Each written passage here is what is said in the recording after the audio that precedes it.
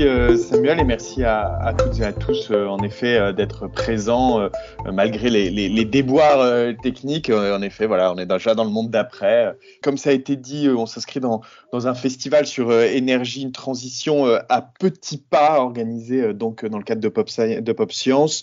On démarre aujourd'hui sur ce sujet, sobriété énergétique. Faut-il tout ralentir pour accélérer la transition? Et donc 3 participants ce soir à cette rencontre. Nathalie Hortard, vous êtes anthropologue, directrice de recherche au laboratoire Aménagement Économie des Transports à l'école de l'aménagement durable des territoires. Natacha Gondran, vous êtes enseignante-chercheur en sciences et génie de l'environnement au sein de Mines Saint-Étienne et membre du labo environnement Ville Société. Et enfin Marc Jedliska, vous êtes fondateur de Negawatt et directeur général de l'association ESPUL, 2 associations qui ouvrent et qui œuvrent pour la transition énergétique.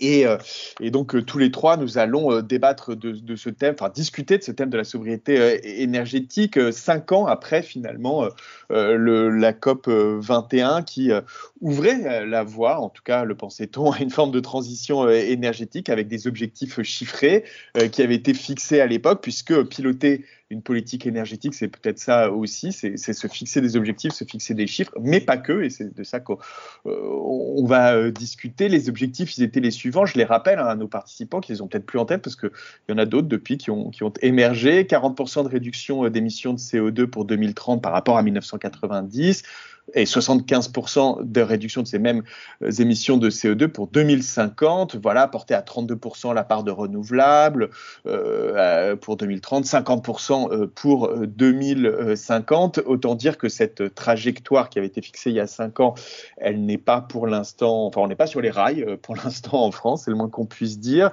Le bilan est plutôt décevant, et donc cette politique des petits pas qui avait été mise en place et qui a valu à un ministre fameux de l'écologie de démissionner, elle ne semble pas tout à fait parvenir à nous amener là où on voudrait aller collectivement, hein, puisque c'est quand même des objectifs qu'on s'est fixés collectivement. Il ne s'agit pas là de prendre parti véritablement. Et donc la solution, peut-être, elle se trouve dans cette notion de sobriété énergétique. Et donc je me tourne d'abord vers vous, Marc Jedliska, peut-être pour un premier exercice de définition finalement de ce qu'on entend par sobriété énergétique, puisque Negawatt, depuis le tout début des années 2000, 2001 je crois, porte ce thème de la sobriété énergétique. De quoi on parle tout simplement quand on parle de sobriété énergétique? Alors, on parle de beaucoup de choses avec la sobriété, c'est un mot large justement, c'est beaucoup son intérêt, mais la raison de ce choix, d'abord on a beaucoup discuté dans Negawatt au tout début de l'association, dans nos premiers exercices de scénario qui étaient limite coin de table par rapport à ce qu'on fait aujourd'hui, c'est sans commune mesure. Mais c'était une des premières discussions qu'on a eues, et de nommer déjà, de choisir ce mot de sobriété, ça nous a pris beaucoup de temps. Mais on tenait vraiment à faire quelque chose qu'en fait les prospectivistes ou les ingénieurs ou le monde de l'énergie, qui est beaucoup un monde de mathématiciens, de chiffres, etc., ne prend pas en compte, ne sait pas prendre en compte dans sa réflexion. C'est ce qu'on appelle d'une manière générale les comportements. Alors les comportements individuels ou collectifs, j'y reviendrai tout à l'heure, et très souvent ça intervient après. Souvent on parle d'abord de production, alors que c'est pas de ça qu'il faut parler. Dans le meilleur des cas, on parle d'abord d'efficacité, c'est la réduction de la demande par des mesures techniques, par des mesures, des investissements, en argent, en temps, en matériel, etc., pour économiser. Mais cette question de comportement, elle vient en dernier. En fait, c'est la question de l'humain là-dedans. Et en réalité, nous, ce qu'on a fait, c'est qu'on l'a mis en premier. Et ça renvoie à quelque chose qui est vraiment important. C'est en fait l'énergie. Personne n'a besoin d'énergie en réalité. Ce dont on a besoin, chacun d'entre nous, mais individuellement ou nos organisations, nos entreprises, tout ça, on a besoin de services énergétiques en réalité. On a besoin de se déplacer, on a besoin de se chauffer, on a besoin de s'éclairer, on a besoin de téléphoner à grand-mère, etc. Et c'est à ça que renvoie la notion de sobriété. C'est-à-dire une réflexion qui vient en amont des solutions techniques pour répondre à ces besoins de services énergétiques qui vont mobiliser de l'énergie. Mais avant de mobiliser de l'énergie, on se pose des questions sur les besoins. Et c'est vraiment ça, la sobriété. Et donc, les besoins, alors qu'ils peuvent être individuels, qui peuvent être très pragmatiques, très quotidiens, on va dire, c'est mettre un pull au lieu de monter la température de chauffage, c'est choisir des légumes de saison plutôt que des légumes, des produits qui viennent de l'autre bout de la planète, des véhicules de petite taille, des appartements pas trop grands quand on n'est pas trop nombreux, etc. La vitesse sur les routes, les autoroutes, tout un tas de choses qui en fait sont d'une manière générale coûtent rien. c'est la bonne décision au bon moment, c'est l'intelligence, on va dire, de la décision, de la petite et de la grande décision, disons d'investissement, disons quotidienne, mais qui va avoir des effets considérables. Et ça, on a commencé, nous, à le chiffrer. On l'a rentré dans un tableur Excel parce que ça, on sait faire. Et on a, alors, dans nos premiers exercices, on a affiné ça depuis, mais on va jusqu'à dire que c'est à peu près le même chemin que l'efficacité. L'efficacité et sobriété confondues. D'ailleurs, la loi de 2015 est une loi dont le premier article, on peut dire, est négawatt. Le mot de sobriété est rentré dans la loi à cette occasion. Pour nous, ça a été une forme de satisfaction, en tout cas intellectuelle. Cumuler les deux divise par deux la consommation d'énergie finale. C'est l'objectif de la loi française de 2015. On en est loin dans la réalité, mais elle est quand même dans les objectifs, ce qui est déjà pas mal. Et c'est à peu près moitié-moitié. Alors après, c'est aussi une notion floue et on tient à ce qu'elle soit floue, cette sobriété. Des fois, c'est de l'efficacité. Des fois, le covoiturage, par exemple, c'est de la sobriété. C'est aussi une forme d'efficacité. Et le fait même que ce soit flou, ça renvoie à une réflexion. Je me tourne vers l'anthropologue, c'est quelque chose qui est fertile en fait, qui doit rester fertile parce que ça nous renvoie à des petites, des grandes choses, mais dont il faut qu'on discute et auxquelles il faut qu'on réfléchisse tous les jours. C'est pas des réponses définitives avec un chiffre en face qui marche à tous les coups. Voilà, c'est ça l'intérêt de cette sobriété. La sobriété finalement, c'est remettre la question de l'humain en premier, alors qu'elle arrive d'habitude en dernier dans ces questions d'énergie ou de transition énergétique. Et donc, je vais me tourner vers vous, Natacha Gondran, parce que moi, je voulais vous poser la question des ingénieurs, parce que vous enseignez au MIN, mais peut-être que vous voulez réagir à ce que vient de dire Marc Jedlińska sur le thème de la sobriété. Oui, tout à fait. Donc, alors moi j'ai une double casquette, je suis à la fois chercheur en évaluation environnementale, donc confrontée en particulier aux limites planétaires et à la nécessité de réduire nos émissions de gaz à effet de serre, et aussi étant influencée par l'approche négawatt depuis plusieurs dizaines d'années. Je considère en effet que la sobriété c'est la base dans la transition énergétique, la première chose à faire, hein. Et comme je vous l'avais dit, et il y a certains anciens étudiants qui sont d'ailleurs parmi nous ce soir, j'ai aussi une casquette d'enseignante et responsable d'un défi intitulé Transition énergétique.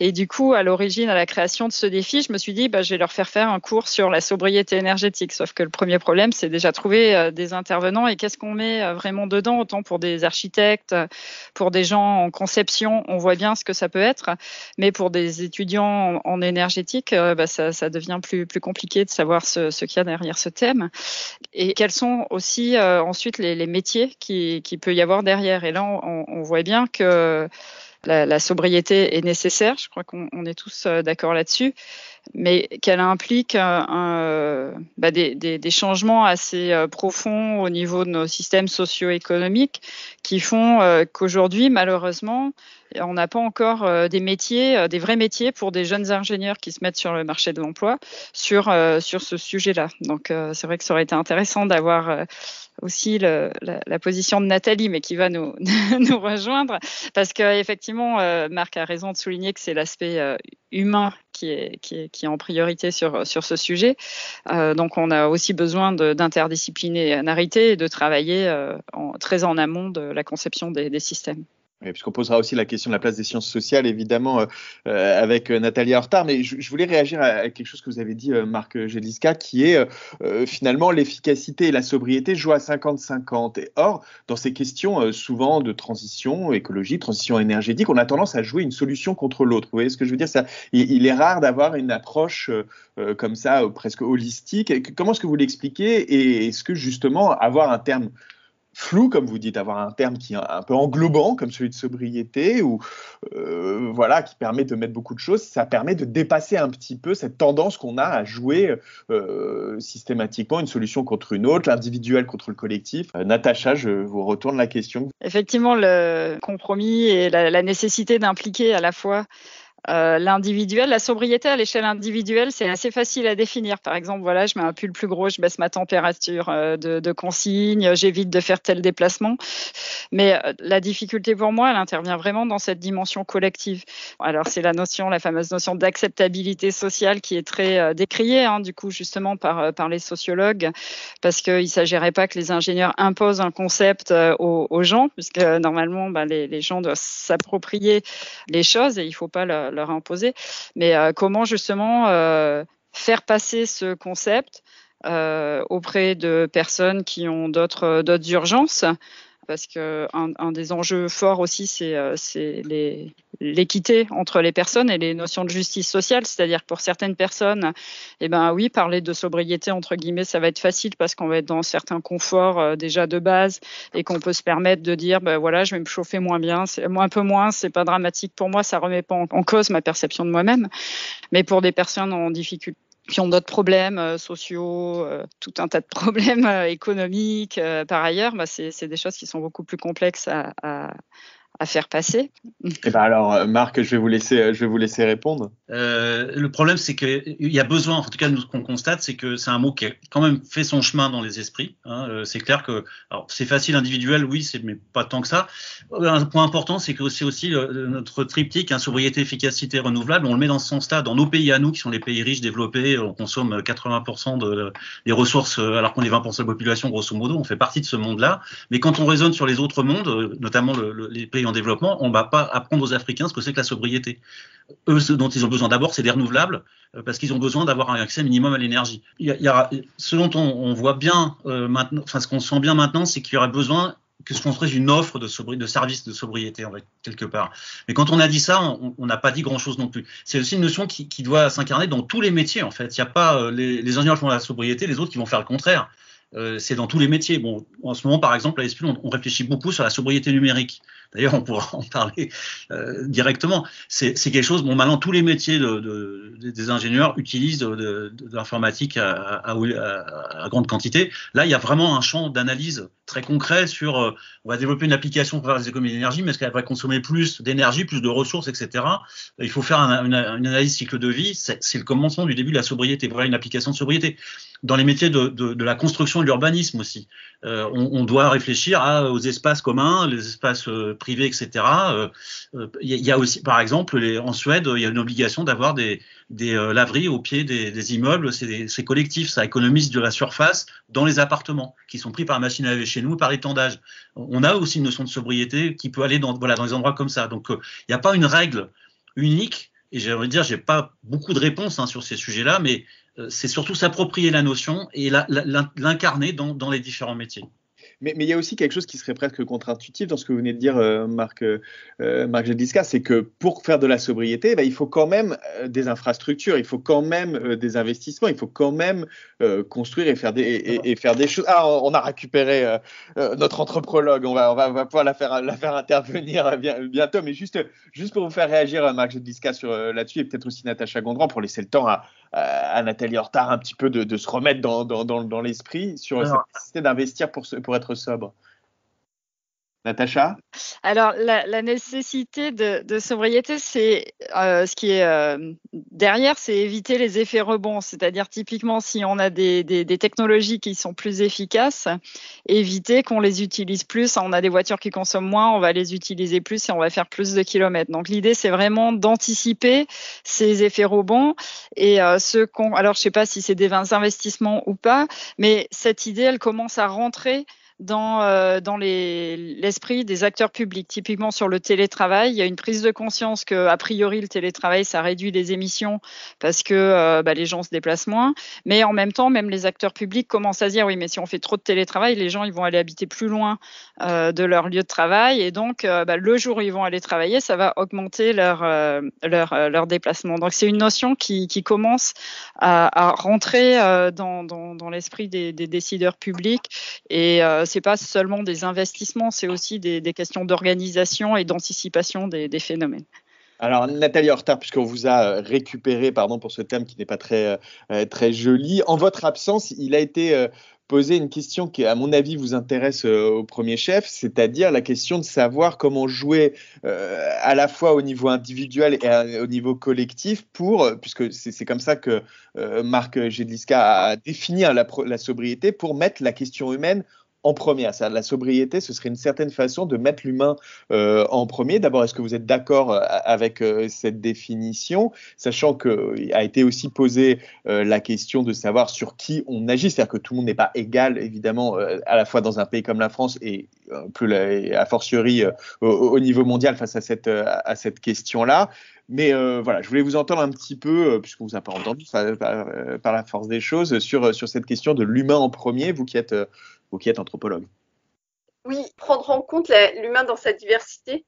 Diversité à la fois évidemment économique, c'est un peu ce que vous aviez mentionné, mais aussi, je pense, diversité culturelle, et qui renvoie aussi à des façons de concevoir le monde et la consommation qui peuvent être assez différentes, et qui renvoient aussi à des leviers d'action qui peuvent être aussi très différents. C'est-à-dire ces leviers d'action, vous pourriez nous en faire une typologie, ou en tout cas nous emmener un petit peu pour qu'on comprenne de à quoi vous faites référence? Alors, pour par exemple l'exemple de la voiture, on voit bien qu'on a des usages différents et des besoins derrière qui sont différents en fonction de là où on habite. La question de la ruralité qui n'a pas été repensée en fait depuis le lancement de la généralisation de la voiture crée des attentes très fortes qu'on a vues au moment des Gilets jaunes, parce qu'ils sont aussi dans l'incapacité de pouvoir trouver des solutions alternatives. Et donc à ce titre-là, Marc Jedliska, Natacha Gondran, sur ce que vient de dire Nathalie Hortard, c'est vrai que on a l'impression qu'on est pris forcément, nécessairement dans des formes d'injonctions contradictoires, c'est-à-dire qu'il y a des mesures qui sont annoncées au niveau général et qui évidemment ne conviennent pas au niveau le plus micro. Comment est-ce qu'on règle cette question, Marc Jedliska? Alors, ce que j'entends derrière votre question, c'est la question sur la mobilité en milieu rural, notamment. Moi, j'habite en pleine campagne, donc je suis assez bien placé, même en petite montagne, donc je suis assez bien placé pour connaître le sujet. C'est un peu la taxe carbone et les gilets jaunes, quoi. Enfin, on voit bien qu'il y a ça derrière. J'ai envie de dire, on n'aurait peut-être pas eu ça si on avait écouté les ONG à l'époque du Grenelle de l'environnement. Moi, j'ai participé à cette époque-là, et les ONG revendiquaient la taxe carbone parce qu'il y a besoin de mettre un prix sur le carbone. Ça, je pense que tous les économistes sont d'accord, et le bon sens simplement nous dit qu'il faut le faire. Mais déjà à l'époque, donc ça remonte à 2007 quand même, hein, les ONG dont je faisais partie avaient dit, mais on taxe le carbone, mais la première utilisation de la recette, c'est pour compenser les dégâts sociaux, pour les gens qui peuvent pas se déplacer autrement, etc. Ça n'a pas été entendu, et cette mesure, 13 ans après, enfin plus de 10 ans après, a été mise en place d'une manière complètement technocratique, comme étant une recette nouvelle pour l'État. Hein, nos amis de Bercy, voilà, on fait quelque chose. Ils ont tué le bébé avec l'eau du bain. Enfin, ils l'ont jeté avec l'eau du bain. Ce qui est à mon avis gravissime d'un point de vue sociétal, parce que on a quand même besoin d'arriver à ça. Et donc on voit bien que ces questions de comportement, enfin ça a fait la preuve par l'absurde, alors pour quelque chose de vraiment absurde, que c'est bien un débat social, c'est bien un débat sociétal. Hein, le fait de choisir de vivre à la campagne ou d'y être né et de vouloir y rester a des conséquences, effectivement. On se pose moins de questions sur l'investissement quand il s'agit de faire des ronds-points. Hein. Le fait que les gilets jaunes nous aient retrouvés sur les ronds-points, chaque rond-point, enfin, c'est un coût d'investissement. Alors pour la question de sobriété, c'est exactement le contraire. C'est une ébriété, le rond-point, à la fois symboliquement, parce qu'il veut dire l'espacement urbain, il veut dire les lotissements, etc., à perte de vue. Donc un mode de vie qui est basé sur le pétrole pas cher et sur l'infinité, la non-finitude du monde. Et en plus de ça, ça coûte très cher parce que c'est des centaines de milliers d'euros qu'on met dans du béton pour quelque chose qui a quand même une utilité relativement modérée. Donc on voit bien le conflit qu'il y a eu. Et pour moi, cet enchaînement d'événements qui ont eu aux Gilets jaunes a bien montré ce que la notion de sobriété aurait apporté en amont si on l'avait partagé beaucoup plus intelligemment dans les sphères de décision. Voilà. Alors, j'ai pas la réponse à ce qu'il faut faire maintenant, mais je sais maintenant avec certitude ce qu'il faut surtout jamais plus faire, quoi. Natacha Gondran?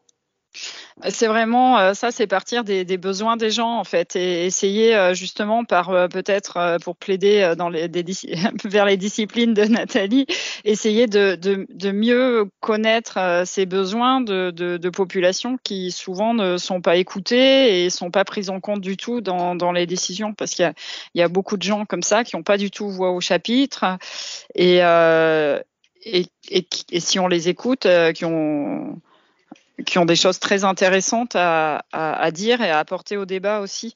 Donc, voilà, interroger les besoins justement des gens, parce que là, en fait, ce qui nous guide aujourd'hui et qui qui s'oppose à la sobriété, c'est pas tant les besoins grandissants des gens, mais c'est les besoins grandissants économiques de certaines grandes entreprises, on va dire.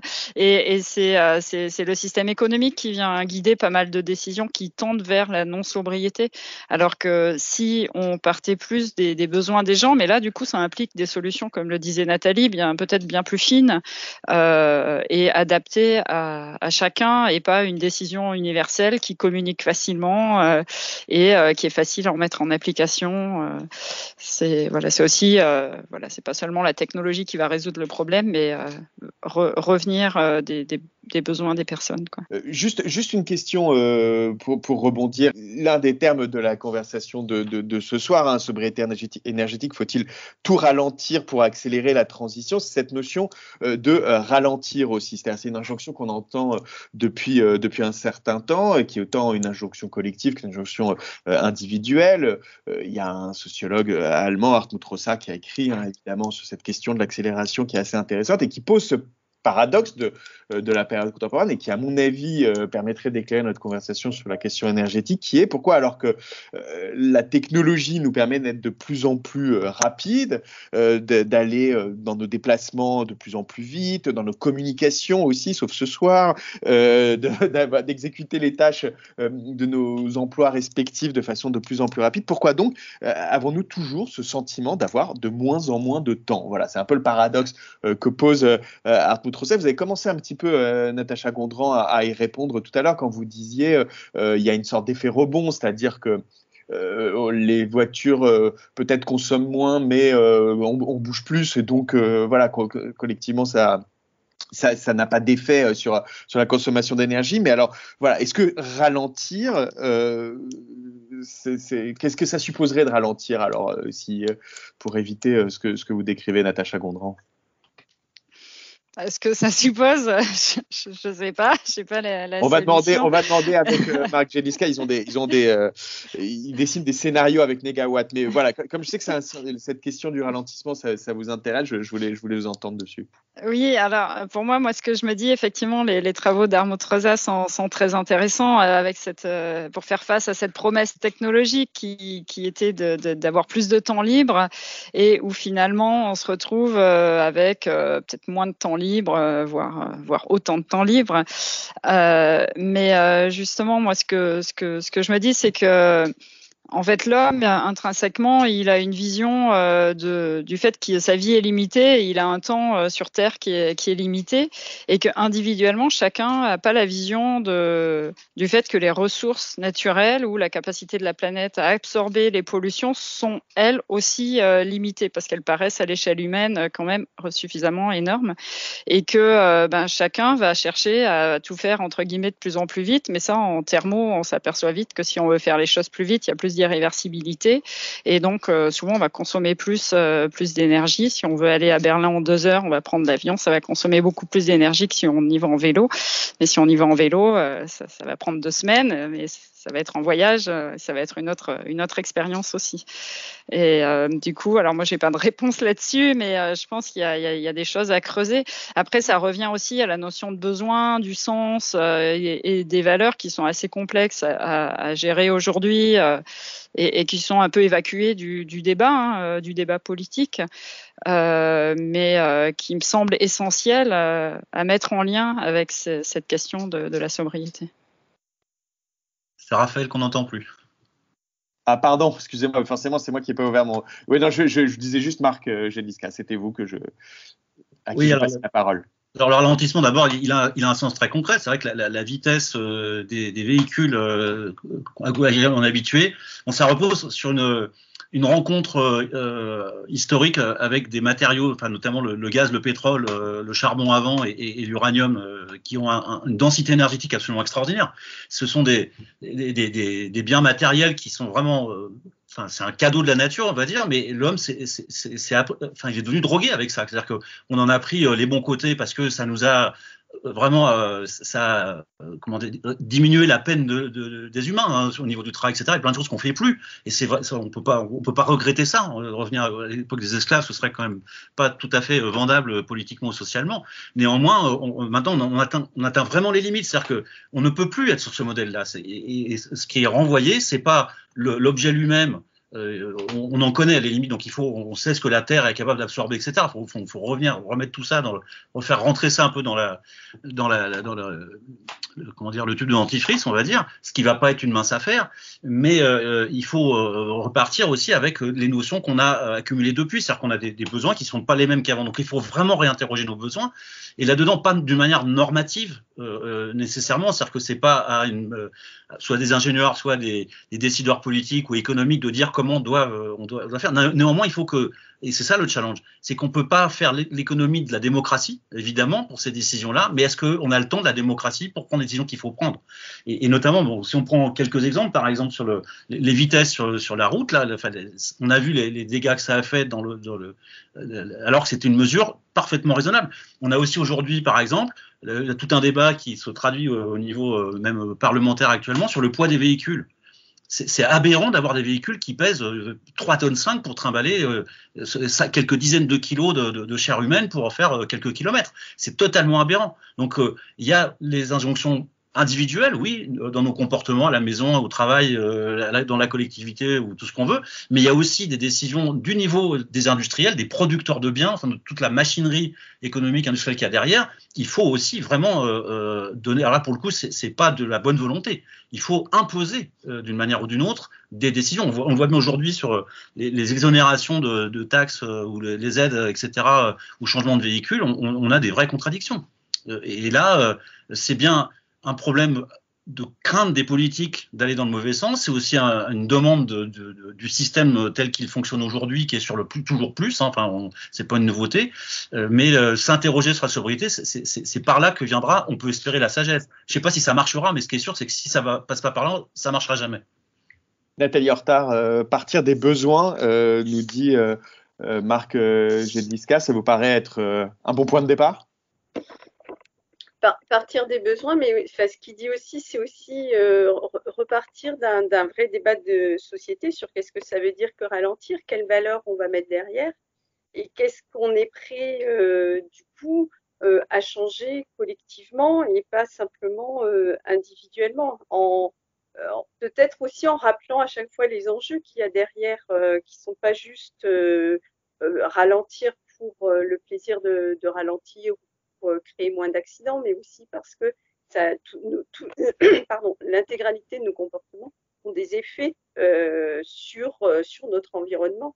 Et c'est peut-être aussi, alors c'est une idée, mais qui, je trouve, émerge de plus en plus dans les écrits, c'est aussi la question de quelle place on donne à la nature et revenir aussi sur cette idée qu'on est un organisme vivant complémentaire de l'ensemble des autres organismes. Et tant qu'on ne reprendra pas ça en considération, nos actions seront de plus en plus coupées de notre environnement et donc on aura de moins en moins de prise aussi sur ou l'impression d'avoir moins de prise sur cet environnement. Oui, alors. Pour moi, ça a été vraiment le point de départ. Bon, j'ai un certain âge, comme on dit, mais pour moi, ça a été vraiment ce lien avec la nature. Ça a été le point de départ de ma prise de conscience, en fait, il y a 50 ans bientôt. C'est quelque chose de vraiment essentiel et sur lequel je pense que les générations plus jeunes ont vraiment besoin de ça, plus encore que nous. Nous, c'était encore assez simple. La nature était présente. On avait des insectes écrasés sur les pare-brises, on va dire. Il n'y en a plus aujourd'hui. Et du coup, il y a une vraie difficulté anthropologique, je pense, à se reconnecter avec la nature. Et du reste, alors, on parle de sobriété ici, mais dans le triptyque négawatt, il y a aussi le côté production d'énergie. Et là, clairement, c'est le soleil. Enfin, le soleil a été le dieu de l'humanité dans à peu près toutes les civilisations. On l'a complètement perdu de vue. C'est lui qui a créé le pétrole, le charbon et le gaz. Hein. C'est quand même l'origine, à part la géothermie qui est d'origine fissile dans le sous-sol de la Terre. Le reste de toutes nos énergies sont d'origine solaire. Et il faut y revenir. Et c'est aussi une forme de sagesse, qui a des racines profondes dans l'humanité, mais qui aussi a des choses tout à fait concrètes d'un point de vue scientifique, d'un point de vue technique, industriel, etc. Il faut y aller le plus vite possible. Et le Soleil, de ce point de vue-là, c'est juste un réacteur nucléaire qui nous donne ce qu'il faut. Et c'est une forme de sobriété aussi. Alors, il a une quantité d'énergie qui est extrêmement importante. C'est pas pour autant qu'il faut la gaspiller. Il faut apprendre à l'utiliser intelligemment. Et la sobriété et l'efficacité s'applique évidemment aussi renouvelables. Mais pour moi, c'est un triptyque qui peut pas se comprendre quand on en enlève un élément. Donc la sobriété, on peut pas la comprendre, on peut pas la raisonner, la comprendre si on n'a pas derrière les autres éléments. Voilà. Alors juste, je voulais vous faire réagir, Marc Jedliska, parce qu'on a des gens qui nous regardent et qui commentent, et notamment Pindar, alors qui dit d'abord, qui doute de l'utilisation du terme de sagesse aujourd'hui dans le cadre qui est le nôtre, c'est-à-dire voilà, tout simplement, dit-il, c'est faire vœu de naïveté et faire fi de la psychologie humaine. Je vous laisserai réagir à cela dans le cadre capitaliste, et qui doute aussi de la possibilité, et d'ailleurs c'est quelque chose qu'on reproche souvent aux écologistes de manière plus large, d'avoir une approche vraiment démocratique, c'est-à-dire en gros, pour réussir la transition, et notamment la transition énergétique, il va falloir imposer, et donc ça ne pourra pas passer par la démocratie. Alors, Marc Jedliska, je vous laisser répondre rapidement à ces deux objections, et j'aimerais bien entendre les deux autres invités ensuite sur ce sujet. Je ne sais pas si c'est naïf ou quoi, mais je pense que, je ne me résous pas, et je ne suis pas prêt à le faire, me résoudre à passer à la dictature pour la dictature écologique n'est pas pour moi un projet. Negawatt, on a essayé depuis une vingtaine d'années d'expliquer que justement on pouvait faire autrement, qu'il fallait commencer rapidement, etc. Je vous ai dit qu'on n'avait pas été écouté sur le Grenelle par rapport à la taxe carbone. Je ne peux que me désoler de ça. Ça ne remet pas pour autant en cause ma vision qui est, alors si ça finit par une guerre, si ça finit par une dictature, on aura raté, moi le premier. Je peux juste dire que j'aurais essayé de faire ce que j'ai pu pour alerter. Je me sens pas responsable de ça. J'en suis vraiment désolé. J'avais pas la manette et tout ça. Mais d'entendre que ça doit passer nécessairement par une dictature, je pense que ça, c'est vraiment questionnable. Parce que en plus, je suis pas tout à fait sûr que ce soit une solution. J'ai pas encore vu beaucoup de dictatures dans le monde entier qui avaient opéré Alors si j'ai un peu connu la Roumanie, par exemple, et je peux vous dire qu'à la sortie de ça, fallait plus leur parler de sobriété aux Roumains, parce qu'ils avaient subi pendant quelques dizaines d'années d'une manière vraiment violente. Donc de toute façon, même si on pense que c'est par là qu'il faut passer, c'est pas une solution de long terme, parce que ça va créer tellement de tensions, tellement de violence, etc., que dès qu'on va en sortir, il va y avoir un besoin voilà. Donc il faut une adhésion. On ne peut pas faire l'économie de l'adhésion de tout un chacun, les ingénieurs, mais les ouvriers, les agriculteurs, enfin tout le monde, quoi, les jeunes, les vieux, etc. Et c'est ça le challenge qu'on a. Donc c'est bien un sujet de débat anthropologique qu'il faut qu'on ait, de société, parce que il n'y a pas d'autre solution que celle-là. Désolé. Nathalie Hortard. Oui, je suis tout à fait d'accord. Déjà, c'est vraiment un débat philosophique que l'on doit avoir de toute façon sur quel est le monde dont nous avons envie, et comment est-ce qu'on peut, quels sont les moyens que nous sommes prêts à mettre pour y parvenir. Et sans cette adhésion-là, on n'arrivera pas effectivement à avancer. Et d'autre part, c'est aussi bien comprendre que effectivement, il y a toute une partie de l'humanité qui est déjà quand même vertueuse, pas par choix, et que eux ont aussi le droit d'accéder d'augmenter leur mode de vie. Donc on n'est pas sur un chemin qui est unique, contrairement à ce que le terme de transition énergétique, transition écologique pourrait donner à entendre, et qu'il faut bien prendre aussi en compte cette diversité pour arriver à faire quelque chose qui soit équitable et juste. Et je parle du reste de l'humanité, mais en France aussi, il y a des gens qui sont sobres par nécessité, et ça ne fait pas partie de... Le problème, c'est pas eux, mais c'est tous ceux qui ne le sont pas, et eux, au contraire, il faudrait qu'ils puissent accéder à des meilleurs modes de vie. Non, mais d'autant plus que cette question de l'énergie, et en fait, c'est peut-être ça qui est souvent mal compris, ou en tout cas qu'on a du mal à appréhender. C'est véritablement une question qui n'est pas qu'une question technique, mais une question politique et démocratique. Ça me fait penser à un ouvrage qui était publié au début des années 2010 par Timothy Mitchell sur Carbone Démocratie, voilà, qui refaisait un petit peu l'histoire du pouvoir à l'ère du pétrole, et donc qui montrait les liens véritablement, Natacha Gondran, entre entre l'énergie et la politique, entre l'énergie et la démocratie. C'est-à-dire que les choix aussi qu'on fait d'un point de vue de développement et de sobriété énergétique ou non sont des choix qui vont orienter l'évolution politique, l'évolution démocratique de nos sociétés. Tout à fait. Avec Aurélien Bouteau, on travaillait sur l'empreinte écologique depuis une vingtaine d'années. Et Aurélien avait eu l'idée de croiser l'empreinte écologique des pays du monde avec leur indice de développement humain.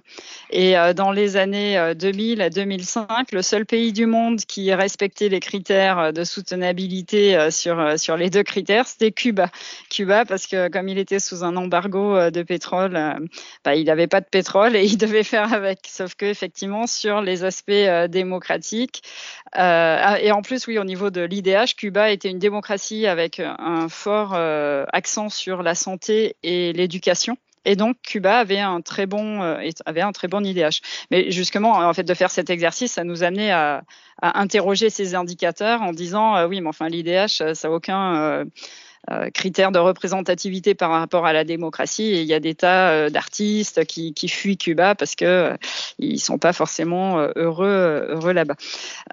Et donc ça rejoint. Après aujourd'hui, donc du coup voilà, moi personnellement c'est pareil, je crains aussi et je veux pas tendre vers la dictature écologiste, mais aujourd'hui quand on regarde les travaux scientifiques sur les limites planétaires, la fonte du permafrost, les rétroactions positives et les systèmes d'emballement des aspects liés au changement climatique, la crainte, c'est que ce ne soit pas une dictature politique, mais que les crises, on va devoir les ressentir. Et on va avoir des situations d'urgence à gérer. Et on voit bien, on l'a vu avec la crise du Covid, qu'en général, quand l'État doit gérer des situations d'urgence, ça s'accompagne pas d'une augmentation de la liberté. Au contraire, on n'a pas le droit de se déplacer à plus d'1 kilomètre, etc. Et donc, avec Aurélien, justement, on plaide, entre guillemets, pour un espèce d'état d'urgence écologique, parce que si on peut anticiper en avance, on peut essayer de prendre en compte effectivement les avis des uns des autres, mais là on arrive, quand on lit les alertes scientifiques, ça devient vraiment inquiétant et on n'a plus beaucoup de temps devant nous. Là, on a 10 ans en fait pour changer complètement nos façons de faire. Et du coup, il va falloir il faudrait, je pense, pour affronter les enjeux, un certain niveau de prise en main du politique et de l'État sur ces aspects-là. Pour effectivement, les remarques de Pindar sont tout à fait justes, c'est-à-dire que tous les hommes n'ont pas envie de s'auto-limiter, ça c'est sûr, et le système économique lui-même ne sait pas s'auto-limiter puisqu'elle n'a pas été fait comme ça, quoi. Alors, je voulais revenir à une question qui est un peu plus haut dans le chat, mais qui nous permettra aussi de poser plus largement la question, puisque vous nous y invitez, Natacha Gondran, du système économique dans lequel on se situe. Parce que on notera qu'en quelques années, on est passé du développement durable à autre chose. On parle plus de développement durable, par exemple, aujourd'hui, ou assez peu. Enfin, ça arrive, mais on a l'impression que c'est un peu dépassé, et notamment parce qu'il y a cette notion de développement à l'intérieur, qu'on se rend bien compte que voilà. Et donc, c'est la question du gaspillage, Marc Géliska, puisque quelqu'un demande qu'est-ce que la notion de gaspillage, qui, à mon avis, pourrait illustrer cette question-là. Comment elle est prise en compte dans ce qu'on dit, et notamment dans cette nécessaire transition énergétique? La lutte contre le gaspillage, c'est le numéro 1 de la sobriété, évidemment, mais c'est pas le seul non plus. Enfin, c'est-à-dire que la notion d'économie circulaire ou d'écologie industrielle, par quel bout qu'on prenne, il faut faire attention que c'est pas non plus, ça va pas résoudre tous les problèmes. C'est-à-dire que les déchets sont pas recyclables à l'infini. Il y aura de toute façon, des fuites dans le système, etc. Donc, évidemment, le gaspillage est le numéro vraiment en haut de la liste des. Mais je voudrais dire quand même quelque chose sur le Covid, la crise, elle vient quand même aussi, elle s'est répandue en tout cas à l'échelle mondiale à cette vitesse-là. Pourquoi ? Parce que les gens prennent l'avion. Il faut pas oublier de le dire, ça, quand même. C'est-à-dire qu'on a eu des épidémies, enfin l'humanité a connu d'autres épidémies encore beaucoup plus graves, hein, la grippe espagnole ou même la tuberculose, etc. Quand on regarde les chiffres de proportion de morts à l'époque, on l'a oublié, c'est normal, on n'y était pas, donc c'est pas notre mémoire à nous, mais collectivement l'humanité s'en est détachée, justement avec le moderne, etc. Néanmoins, on a le retour de bâton là, c'est-à-dire que cette épidémie s'est répandue parce qu'il y a plein de gens qui prennent l'avion dans tous les sens pour aller se promener. Et on a des phénomènes, je pense que ce n'est que le début de ce type de phénomène-là si on continue sur cette pente-là.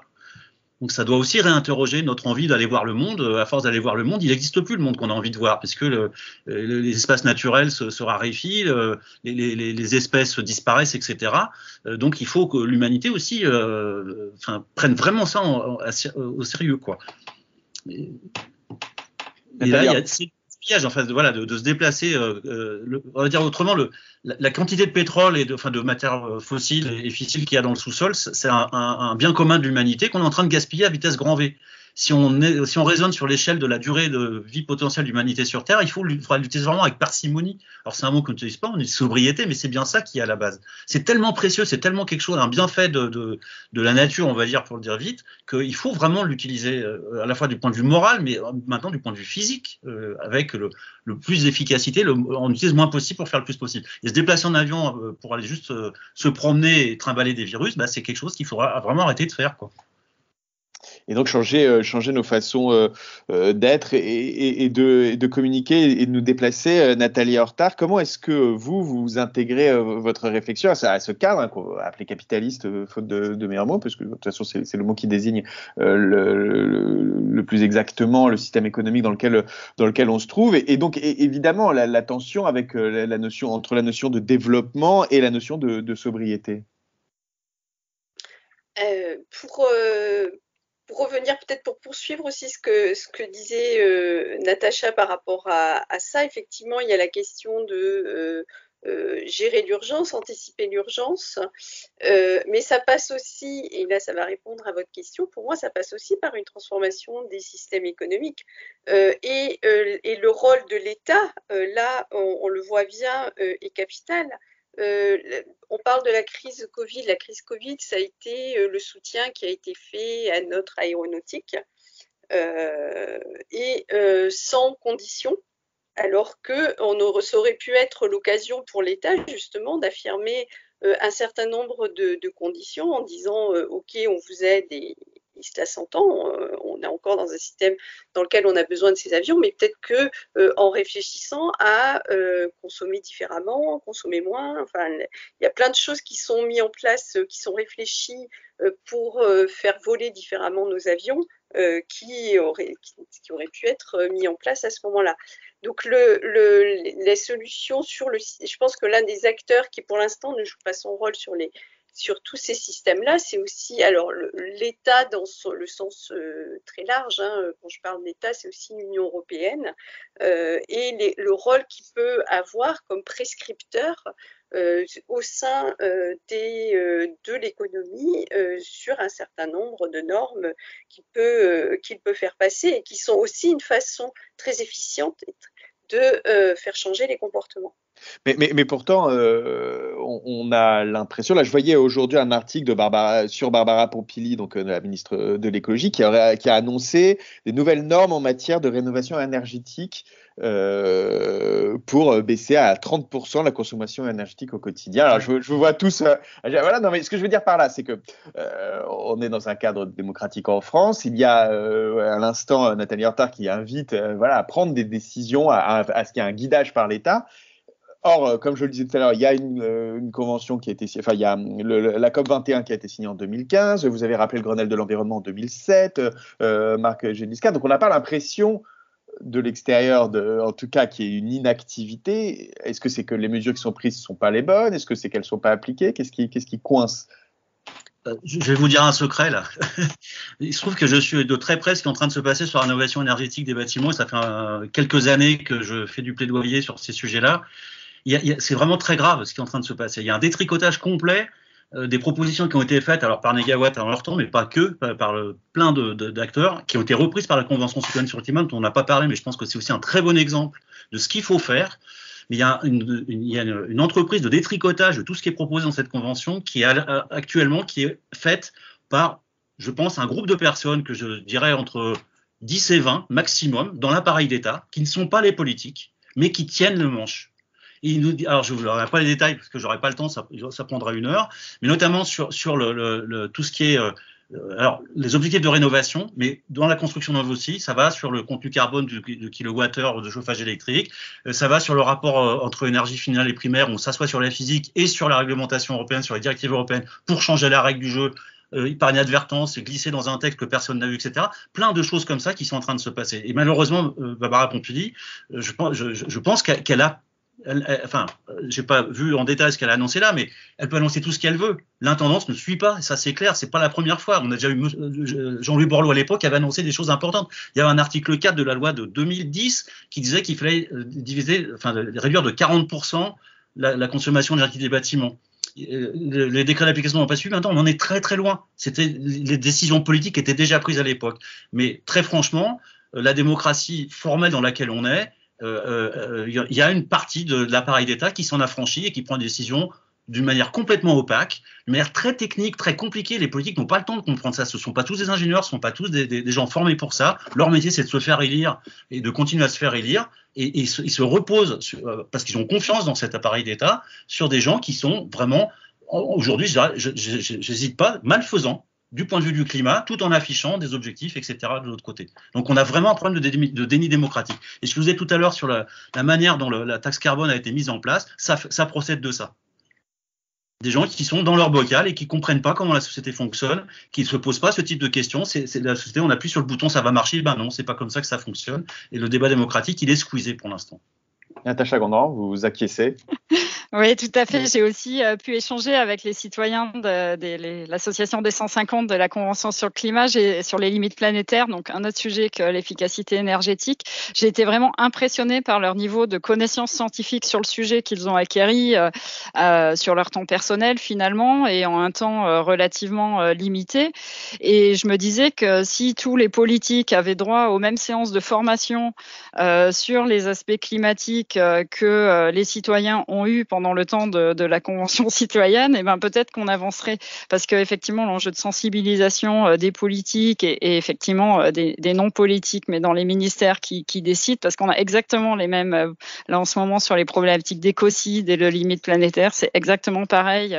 Le gouvernement est en train de détricoter aussi les propositions qui étaient plutôt bien pertinentes de la Convention citoyenne, et voilà, je me disais que c'était quand même dommage que nos élus n'aient pas accès aux sessions de formation que les citoyens ont eu et qui apparemment étaient très bien construites parce qu'ils ont acquis un niveau vraiment digne d'experts. Et sinon, je voulais aussi réagir sur les notions de transport aérien.